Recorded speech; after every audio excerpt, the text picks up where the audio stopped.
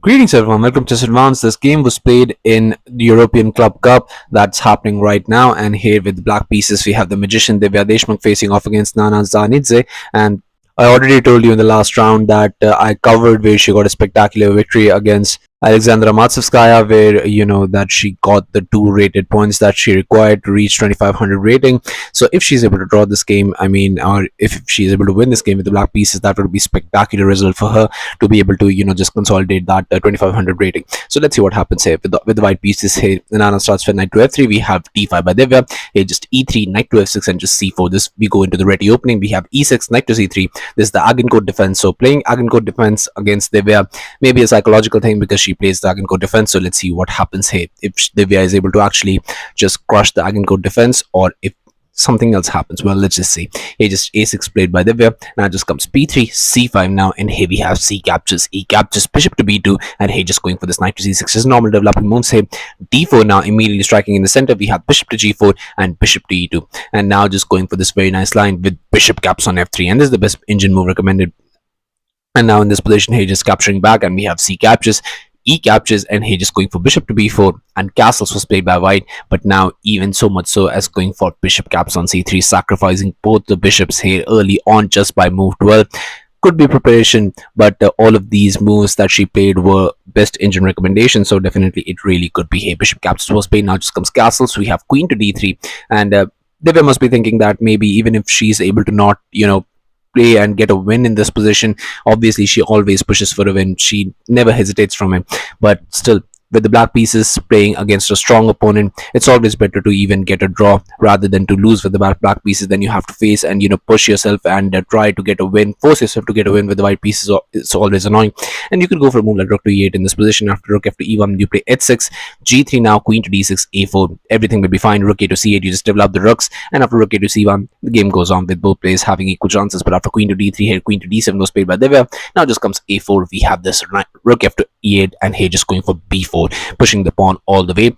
Knight to e7, and here just rook f to e1. We have knight to f5, and here in this position just rook to e5 was played. A very nice rook left, trying to maybe just pressure here in this position, also put some pressure on that knight. So knight needs to move. Knight to h4 was played by Divya, and if you want to preserve the bishop pair in this position, you can move the bishop pair back, but here just bishop to d1 was played, and now just comes this knight to e4, just developing those knights and pushing them forward. So maybe Divya is starting for an attack, and now with the rook being here, it's better to just trade. But hey, just bishop to e1 was played, and now just comes this knight to g6 attacking the rook, and now you have to trade. You're forced to trade. Rook captures was played, and here in this position just bishop to f3 was played. But now you can also go for a move like g3 in this position, but the thing is that here you have very nice line that starts with knight captures on g3, just sacrificing that piece, because here after h captures you have the rook captures on e1, and after king to g2 you play rook to e8, and after b5 now you just play a captures, and just h6 in this position, and the game will go on with Divya being a little bit better. But here after rook caps on e8, here bishop to f3 was played, but now just comes, that just gives Divya a lot more advantage than you should have given with that line. But here just comes this knight to g5 attacking the bishop. We have bishop to d2, and just knight caps on f3, and so you definitely don't want to ruin your pawn structure by capturing g captures. So here queen captures was played, but now just comes this rook to e4. Very nice rook left. Now Divya is the one in charge, and let's see how she's able to do. Here just comes bishop to e3, knight to h4 now attacking the queen, queen to d1, and in this position there's a very nice move here which gives you a very nice advantage. So I'm going to ask you to pause the video. As you can see with the engine evaluation, it's shifting in Divya's favor. Have at it, and just get a winning advantage right from move 26 against Nana Dzagnidze. So congratulations to everyone who's able to find this move. The move is rook to g4.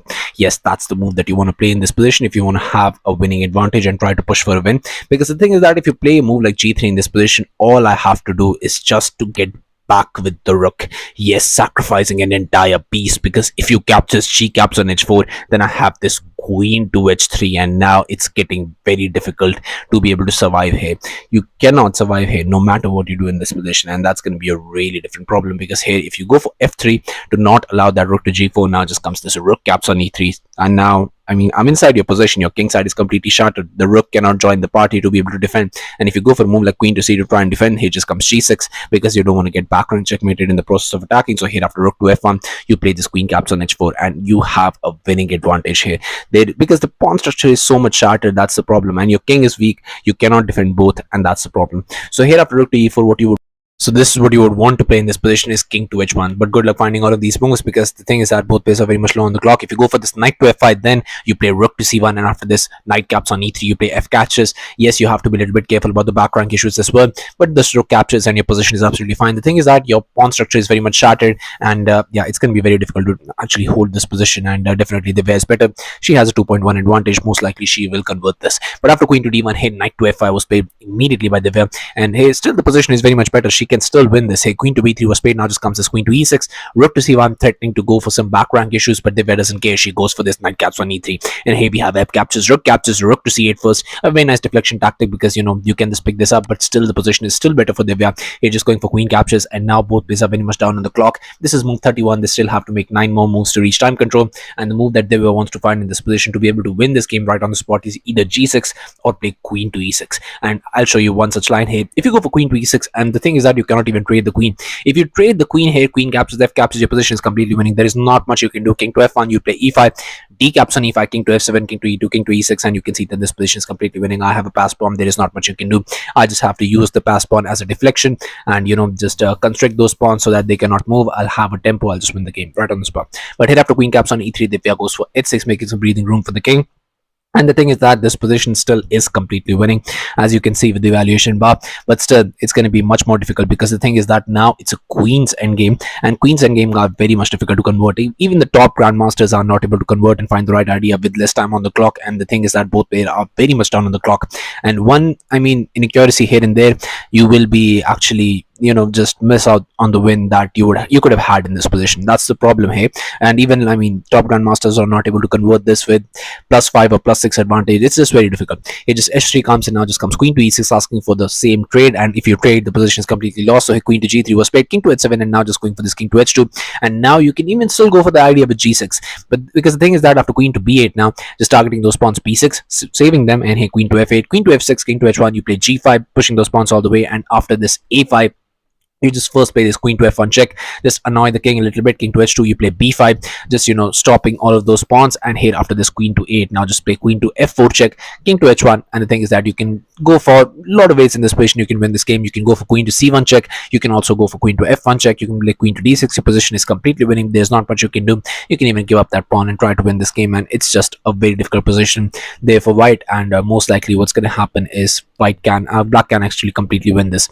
But after king to h2, hey, queen to e4 was played by Divya. Normally a centralizing move with the queen is the one that is best, but the thing is that in this position it gives the advantage right back to white, and Divya is still better, but still converting this with the white pieces, black pieces, is not going to be enough now. A queen to c7 was played. Now just comes queen caps on d4, queen caps on b7. With this, the problem is that, you know, here white will also be able to create a pass pawn of her own. Here after queen to f4 check, king to g1 was played, d4, now queen to d5, queen to e3 check, and here king to h2 was played, queen to f4 check, and now just comes this king to g1, queen to e3 check, king to h2. And both players are doing this because they want to reach the 40-minute mark to be able to, you know, better analyze their position, and they both have done that now. And still the position is unfortunately a draw. Here king to g6 was played. Now just comes this p5, a captures, and here just a captures d3. Now queen to d6 check, f6, and here just going for b6, and now just going for d2, even pushing the pawn all the way, but b7. And here Divya puts the queen behind the pass pawn, and that's how you would want to do, put the rook or the queen behind the pass pawn. And here b8 queen was played, but you know, Divya assesses this position as a draw and chooses to go for a draw in utmost brilliant manner. She goes for queen captures on b8 here, and after queen captures, she brings out another queen into the game. And here the thing is that position is still a draw, although she is up a pawn, still the position is draw, and she knows this. Here queen to e8 check was played, but now just comes king to f5, and here both pairs just agreed to go for a draw in this position after a gruesome battle of 53 moves where they had opportunities, but you know, finding them against a, you know, queen's endgame is very much difficult, and that to doing that on low time on the clock is just almost impossible. But still, I mean, she was able to play this good with the black pieces. Let's see, let's hope that she continues her form and she pushes amazingly in the white pieces that she'll get in the next round. But as I told you, she's already 2500. She's secured that with this draw, and now all she needs to do is maybe just get another win tomorrow with the white pieces, and she will go beyond 2500. And that's absolutely spectacular for this genius prodigy. She is pushing her own limits, and now she's reaching and almost there to becoming a super GM. That's absolutely spectacular. At just 19 years of age, I mean, it's really marvelous. Candidates is definitely right around the corner. Hopefully, she keeps her touch like this, playing spectacular chess. And I mean, it's really going to be amazing to see her win the candidates. If that happens, and when that happens, it's going to be a marvelous feat achieving that at 20 years of age, because this is definitely a world chess champion in the making. So yeah, thank you all for watching. I'll be coming back with some of these amazing games, so stay tuned to the channel, stay updated, and I'll be seeing you guys very soon. Thank you very much for watching.